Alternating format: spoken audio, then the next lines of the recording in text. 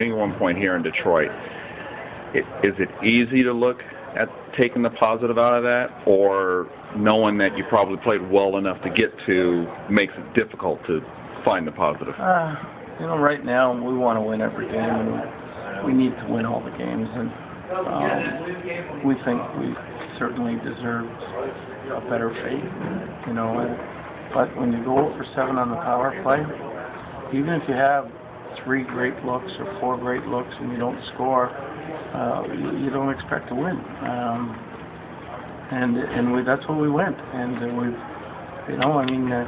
put our best offensive guys out there and count on them to come through in these situations. And we got to find a way for them to score on the power play. And they seem to be snake fit right now. But you hit crossbars, you hit posts,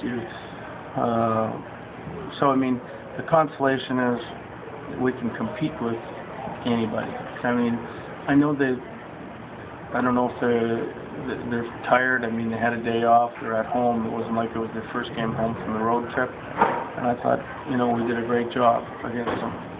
They haven't used some Cleary, but they've got enough depth that shouldn't matter. But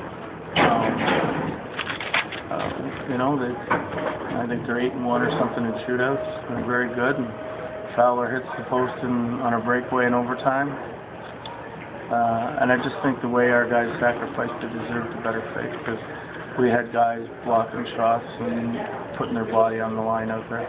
Like you mentioned, obviously, the wings, in shootouts, and you see the skill, obviously, that they have it. When you're not scoring on that power play, were you just getting the feeling that the longer you didn't get a goal there and it got to a shootout, then it becomes a real... No. I watched Edmonton win in the shootout, and I knew we were putting 3 good guys out there as well.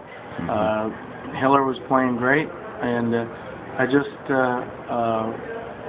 and the way things were working, I thought it was our night no matter what, because we didn't let anything, the adversity, get us down.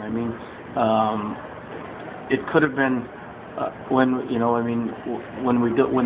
George's goal gets called back, you could have said, "Oh, it's not our night." When Timu hit the crossbar, you could have said, "It's not our night." When Saku hit the crossbar, could have said, "It's not our night." When Getzlaf missed the open net, you could have said, "It's not our night." But they kept fighting back, and then all of a sudden, when you have the 4-on-3, and you say, "Okay," and then when we get the penalty, you're going to say, "You know what?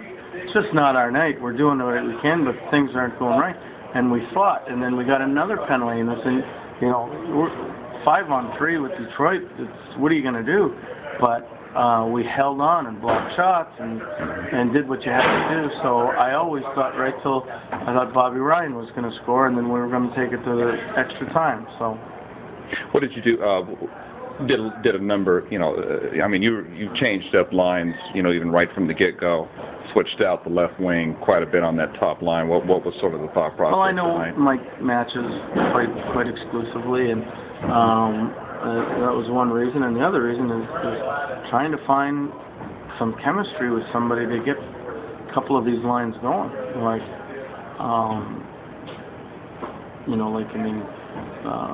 The first line hasn't been scoring, so I'm trying to move Bobby into the third line, and maybe Jason Blake would have added something, and I thought Matt Bolesky was going, and then the shift he had with him in the second period, he did great, and then Hagman was on there because for defensive purposes in the third period, and then Bobby was moved to Koivu's line, and Bolesky to the top line, and so I'm just trying to find things that were working in that individual game. We'll go back to the drawing board again tomorrow.